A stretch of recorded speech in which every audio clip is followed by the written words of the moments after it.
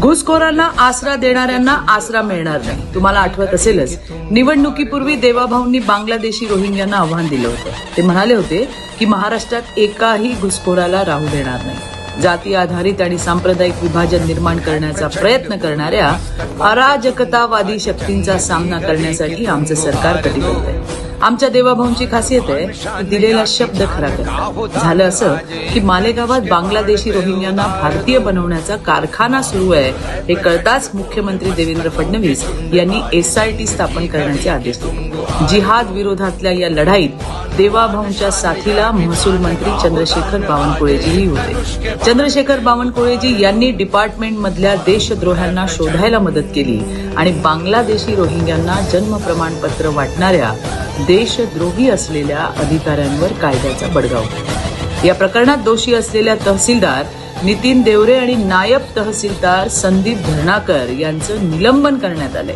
याआधीही सांगितलं होतं आणि आताही सांगते, देशद्रोह्यांनो आमच्या देवाभाऊंपासून सावध राहा, कारण इथे कायद्यात राहाल तरच फायद्यात राहाल, नाहीतर 12च्या भावात आत जाल। धन्यवाद। जय हिंद, जय महाराष्ट्र।